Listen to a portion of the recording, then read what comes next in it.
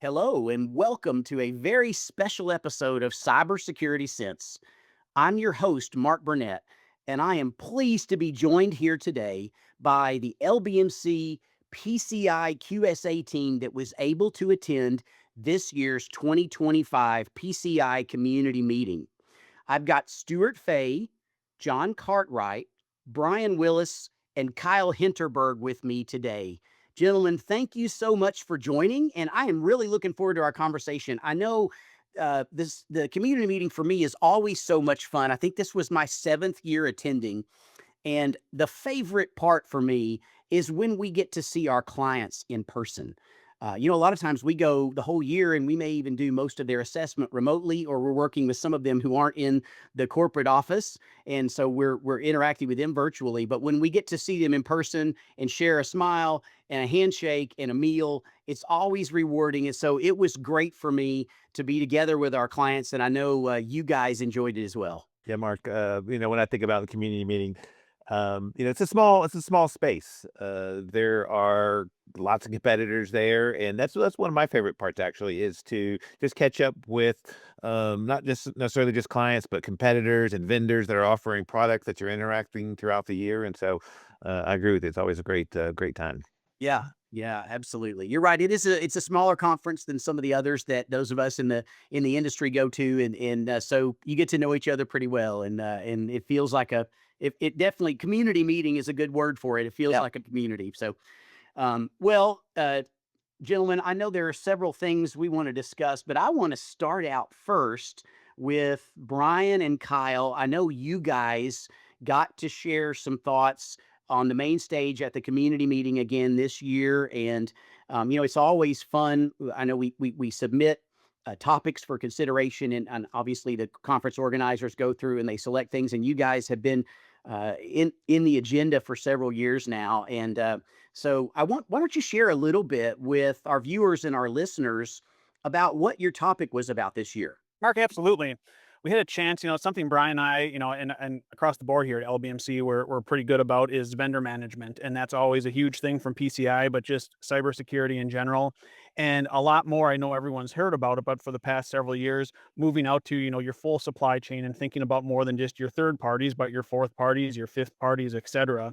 And, something we did to kind of open it up is talking about it. And if you look back for, a few years back in last year and the year before, more often than not, most of the big breaches are actually being caused by, third and fourth party vendors. And there was one, example we had where just a few years ago, there was a really large file sharing solution that, ultimately got breached. And it's nothing against them. All organizations, can have this happen to them. You can't always stop it, but they were a fourth party supplier for a lot of organizations. And ultimately, this one breach is believed to have impacted over 2,000 organizations with hundreds of thousands of individuals.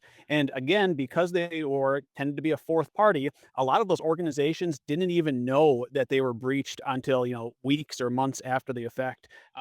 I'm assuming that there were probably many security analysts for several of those companies seeing this breach happening in the news, and they didn't even know that that was their data because of that that fourth party connection. Right, and of course, Kyle, what presentation on third-party service provider management would be complete without actually walking through the requirements themselves? So we spent some time in our presentation doing just that, talking about each of the sub requirements. There's five of them, and for each one, giving sharing our experience. What have we seen with our clients in industries that have been effective means of satisfying those requirements? We gave some examples of those. We gave some suggestions, recommendations, best practice, if you will, for meeting those requirements in requirement 12.8. And I think that's, hopefully that was very helpful to the audience there. We also talked about the concept of non-attested third parties. So, of course, one of the things that makes the job for not only for an entity, but for an assessor as well in assessing a third party is if they're already compliant and have an attestation that demonstrates that. But in those situations where it's a third party that isn't already PCI attested, that makes the assessment a little more difficult in that now we've actually got to go and assess those third parties ourselves. So we gave some recommendations to the audience on how to prepare for that. how to avoid those situations. Of course, making sure that you're only using assessed and attested third parties if you can, but also, what are ways to manage those, and particularly, what are the challenges there for performing the assessment or for making that assessment easier. Kyle, then of course, we talked about another interesting aspect with third-party service provider management, and that's around how important it is for that program to support the other requirements within the PCI standard that have to deal with the services that they're providing. Yeah. And one quick thing too, I just wanted to mention that I feel like a lot of people don't always think about, and I even had some people come up after the presentation and mention it as something they hadn't thought about was, when Brian was saying about for those sub requirements, essentially one of them is that you need to collect all of your AOCs from your third parties, all the ones that are PCI compliant. They have their attestations.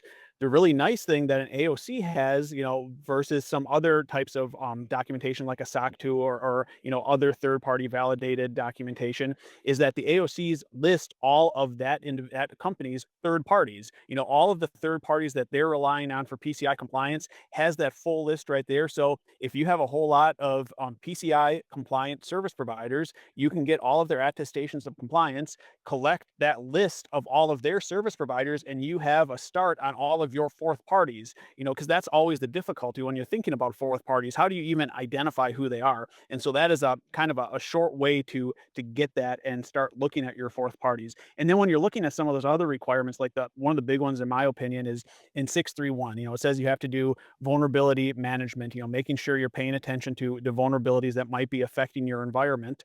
And one of those sources is going to be your third and fourth parties. And so again, if you have like a threat intelligence team, you should be making sure that they know who all your third parties are, but then pulling out your third parties to get those fourth parties, giving that list to your threat intelligence team as well, so they can start paying attention to them. And then if one of those organizations pops up in a breach, you can start doing some triage and figuring out, are you affected or not? Those are really some of the easy wins I think that organizations can start to do to better manage their third and fourth parties. One other thing I think it would be interesting to note is that for the first time, the council has said that they're actually going to post all of the presentations from all three of the global community meetings that they're hosting to their YouTube channel. So they used to keep those behind not necessarily a paywall, but they were only accessible to certain parties, and they're going to make those publicly accessible through their YouTube channel, so folks will be able to actually go out and see our presentation. I believe they said look for those in Q1 of next year. Brian, that's great. And I think, if I'm not mistaken, I understand that you guys have recently been requested to do this particular presentation or a similar version of it at a different conference coming up soon. So congratulations. It sounds like, obviously the information was very valuable. And one of the things I always appreciate about how we approach this particular practice is we always look to try to make it easier for our clients and anticipate some of the challenges they have. So, Brian, you talked about the best practice tips. I know that we had printed cards at our kiosk there in the expo hall for people who wanted to come by and grab one to have as kind of a desk reminder of those tips and things like that, as well as a checklist of most common missed items. And so I thought it was great for me when people came by and they said, "Can I have those?" Well, absolutely. We want to make things as easy as possible for you. So I know if people would like those, they can reach out to any one of you, and you'll be happy to email them an electronic version of those documentation. Absolutely. Good, good. Well, gents, thanks again, and congrats on a great presentation. I certainly enjoyed sitting in the audience and cheering you on, and excited to see your presentation on the PCI Community Meeting channel once it's available. Now, I know one of the things that's really important in the community meeting is that there are sessions that we can attend whether it's the actual council themselves that are presenting information or other practitioners that are sharing some of their best practices and things. And John, I know there was one particular session that you went to that you were sharing with me when we were talking at the event, that it had some interesting insights. So why don't you tell us a little bit about that session and some of your takeaways? Yeah, sure, Mark. Of course, there were several interesting ones there. Saw one on a software security framework and finding bugs within it. Did a pretty deep dive, and that was nice. We had Kyle and I went to one. It was on the main stage, a big hacker hunt, and it was a lot of fun. Play the game with the whole audience. One that I thought was interesting though was using AI to review vendor documentation and your own AOCs and rocks. AI was a big topic at the conference, as it is in our entire PCI and cybersecurity world right now. But this was interesting on what AI can do for you, and what it can't. I mean, of course, it can parse through quickly some documentation, and you can tell it to look for certain things. It will pull those out, and it will help you review documentation a lot quicker. Um, a big point of emphasis though was to be careful how many things you ask the AI to do, though. It can do a lot, but it gets full. Kind of the example that was used was having if anybody has small children or had small children and remember and getting them a list of chores to do. Well, you may put 5 on the list. Um, they get through 2 of them, might be done well, might might not. But they can get it. AI is a little bit the same way, right? It'll go through and do the first few pretty accurately, but we've all seen that sometimes when you use an AI bot like this, you start getting some interesting information or some odd information. Part of the example that the speaker used was it would say a certain item belonged to a certain requirement in PCI or SOC or whatever the framework was. And it was like that requirement just doesn't exist. It just made that up from whole cloth. So I think just like any input with a system or machine, it's only going to be as good as the person using it and the person putting in the input. So yeah, I thought that was really interesting. Also, Kyle, you were in that same session. Did you have any comments, or are these kind of your takeaways also, or what did you see?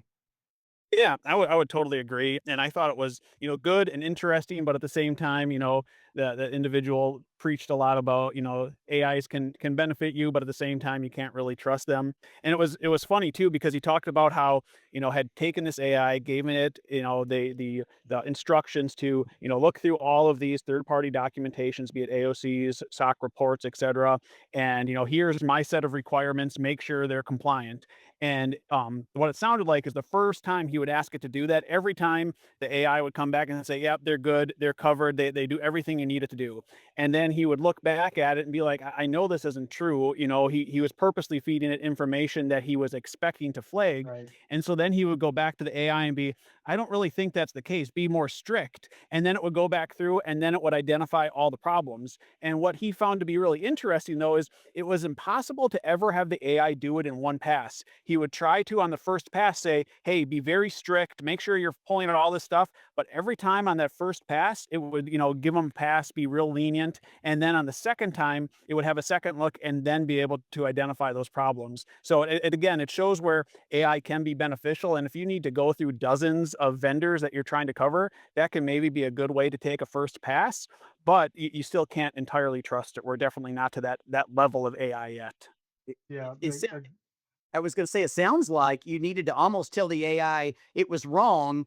Just be prepared for the first pass. Just come back saying you're wrong before you even look at the answers. Look again, and all of a sudden you could expect it to be more right. Yeah, my takeaway on that conference or that presentation and some others I've seen outside of PCI is the same we're hearing over and over again. I mean, you can't trust AI for the types of things that we need exact information on yet. It does a really good job of a number of big things, but there's just in today's world too many variables that it's going to make up. And in our line of work, that's just not acceptable. And so I think the big takeaway from me is we all really need to make sure we're um, putting the reins in on how much we're relying on it. Using it as a tool is one thing, but relying on it to give us, de facto answers is another. That's a great point. And Stuart, before we move off that topic, I'm curious to know, have you seen or heard anything specifically from the council regarding the use of AI in the PCI ecosystem yet? Is there anything they published supplemental guidance, or did you hear them speak specifically on that? They came out with and I don't remember if it was an FAQ or just kind of a statement, essentially saying that it's not against the rules to use AI, but be careful. Is what they said. I do know they're working on more AI types of guidance that'll come out in sometime in the future. But right now they just basically put out a statement saying that it's not, we know that's being used and just be careful. Okay, great, great. And Stuart, as the leader of our PCI practice, I know you've been going to this community meeting pretty much ever since the PCI Security Standards Council established it as an option. And one of the most valuable sessions for you, of course, is the closed door session that's available only to assessors. So, are there any takeaways that you got from that you want to share with the group? Yeah, Mark, the one session I find the most valuable out of all the sessions, if I could only go to one session and then leave and still be felt like I accomplished something, was going to the assessor session that is open to both QSAs, but also into ISAs as well at companies. Exactly why the council does that is beyond me, but nonetheless, it's always a very good session. And one of the things there were several things that I thought were valuable in there. But the one that I thought I wanted to mention specifically here during our session here was some clarification about within FAQ 1588. And it really boiled down to clarifying some of the definition of the terms that are being used. And so, in some of the documentation that the council has out there, they talk about the payment page, and specifically as it relates to 643 and 1161. And what was clarified during that session is that for SAQA eligibility, as you may not remember, that the council has said, hey, if you're just doing SAQA and your service provider is handling 643 and 1161, you're good. The clarification was when they're talking about the payment page, they're specifically talking about for SAQA the iframe third party's payment page that's embedded in your website.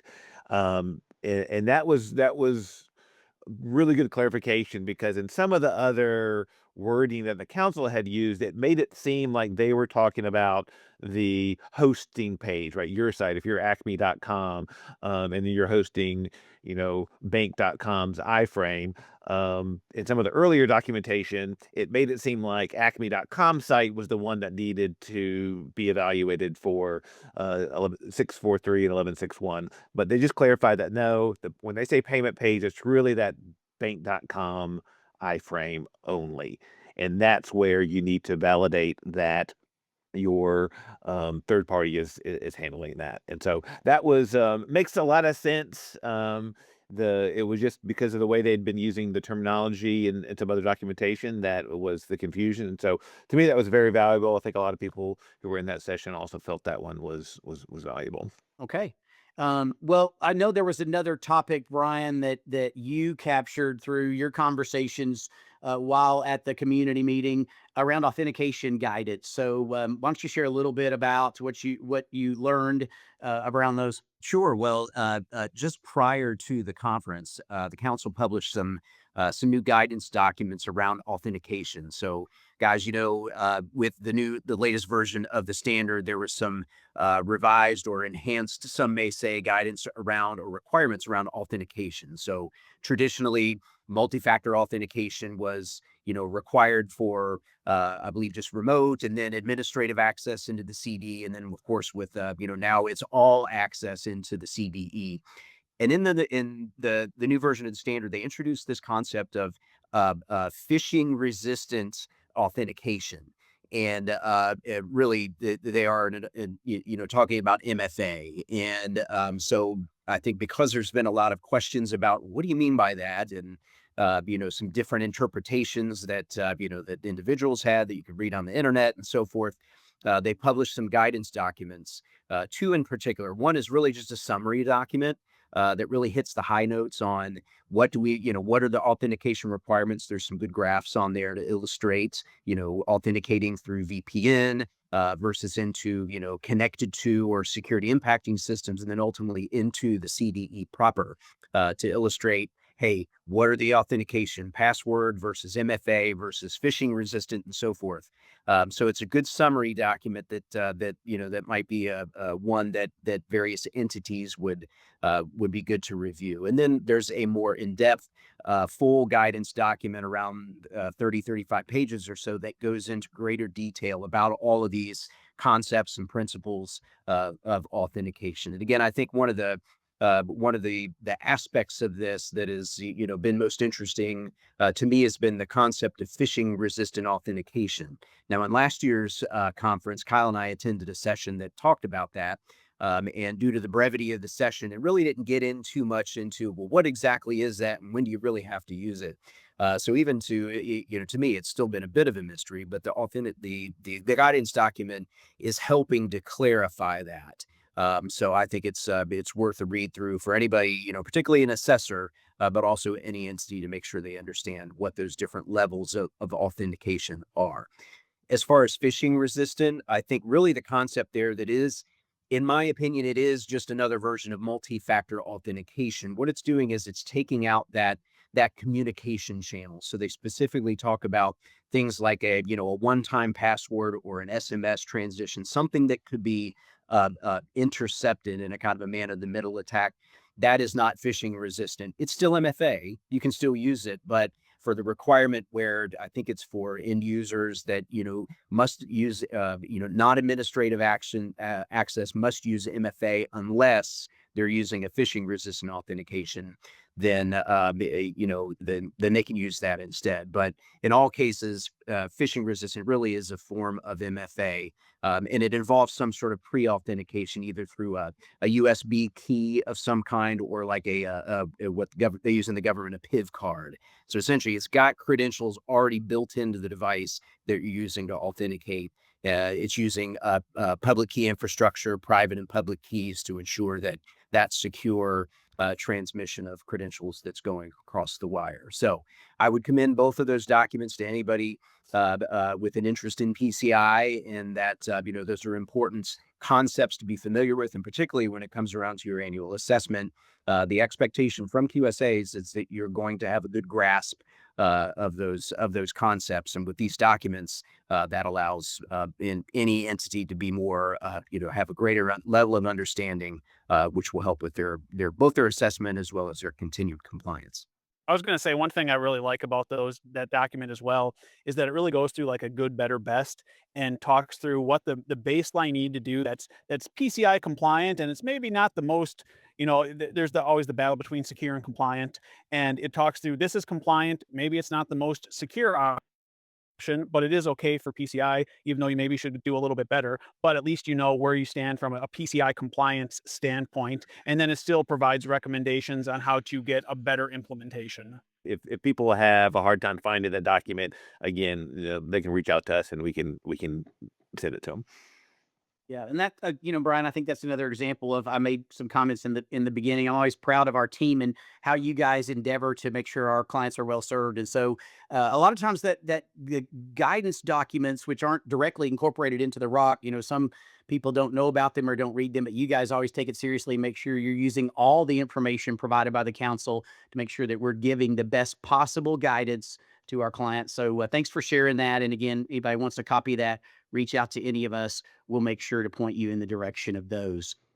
So, Stuart, as we finish up, I just wanted to ask you, that one of the things we take away from the community meeting every year, we spend time talking to our clients, we get feedback, we interact with the council, the card brands, even as you say, interact with competitors. And we're always looking to make sure that we are being as innovative as possible in how we execute for PCI on behalf of our clients. So as you think about the next year, what's your vision? What do you have any? Do you see any changes or innovations coming from LBMC standpoint that will make the PCI compliance process more efficient, better for our clients?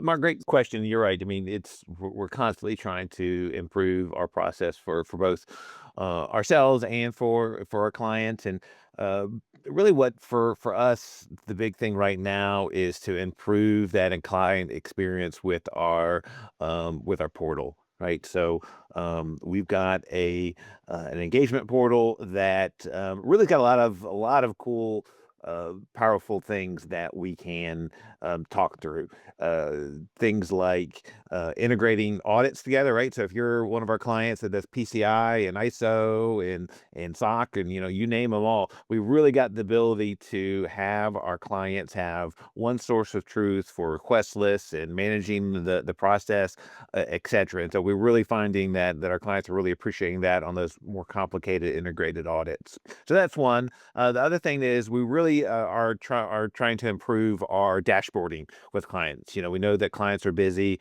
and they want a single pane where they can go in and get a snapshot of where they are, what they need to do, what the issues are.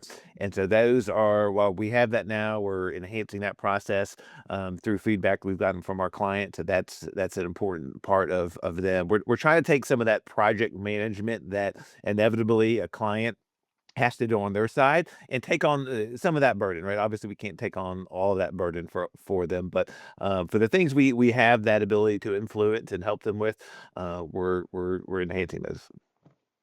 I think that's great. Yes, and as when I first joined the firm, having been a former CISO, a lot of what I encouraged us to implement in our practices was, when I was on the other side of the desk, how did I want my consultants interacting with me? So you continue to do that, and that's a credit to listening to our clients and looking at what's available from a technology standpoint and trying to make that as good a process as possible. So well, gentlemen, we've about come to the end of our time, but I thought it would be fun if we just end with a really quick kind of lightning round and give you each one final question. And so you get a very quick 30-second answer for each of you. And that'll be kind of our sign off for this particular episode. So your question for today is, what is your favorite PCI requirement to test and why? And I will call you out and give you a chance to address the group. So we're going to start with John. Oh, great. Pop quiz. Okay. So, I'd say requirement 9. Um, a lot of assessments these days, teams are distributed, and we do a lot remotely with the advent of remote tools like Teams and Zoom and everything, especially post COVID when nobody was going into the office and everybody was collaborating remotely. Um, I do like meeting people, interacting with people, and being able to sit down and have a personal conversation. And when you're assessing data centers, they're brick and mortar and they don't move. So you can actually go in and meet people. And when you write their names in the report, you have kind of a more personal relationship with them. And yeah, I really like doing that. That's great. That's great, John. I agree with you. That's it. It is nice when we get to interact with our clients in person in the process, and our profession has changed quite a bit since the advent of virtual meeting tools. So, okay, Brian, you're up next. Favorite requirement to test and why? I think one of my favorites, because it's often the most revealing, is when we talk about training requirements. It's always interesting, and not just necessarily talking with the people who develop and publish the training, but the people who are charged with taking the training and retaining that knowledge.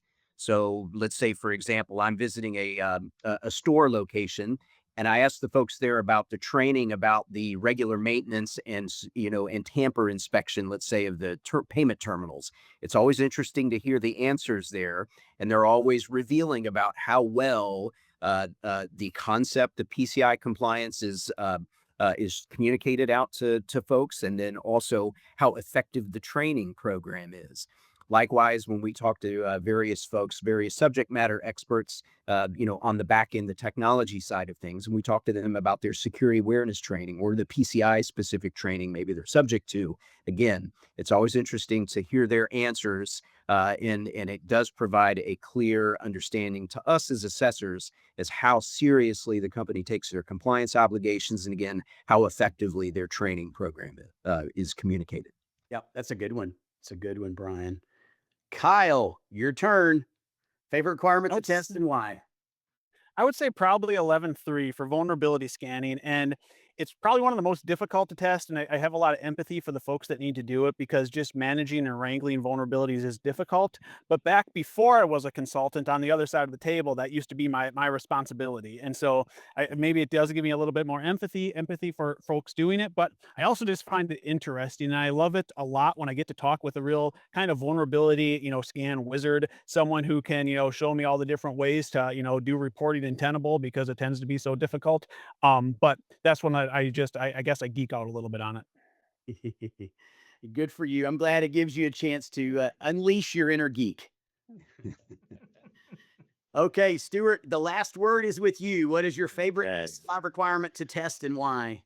Oh man, I've got a lot, but the ones I like to test the most are the requirements around storage of cardholder data. And because when an organization is storing cardholder data, which is more and more rare these days, it means there's a lot of risk there. And I have a knack for finding card data that is stored unintentionally, right? Whether it be in log files or just in places the client didn't know. And so I find great satisfaction around that because there's a lot of risk right there. And so for me to be able to tell the client, oh, by the way, there's this data there. Yes, it's a problem, but they can fix it. And they've now really reduced a giant risk in the organization for having in many cases, thousands and thousands of credit card numbers or sensitive authentication data that they didn't know was there. So that's the one I like to test the most.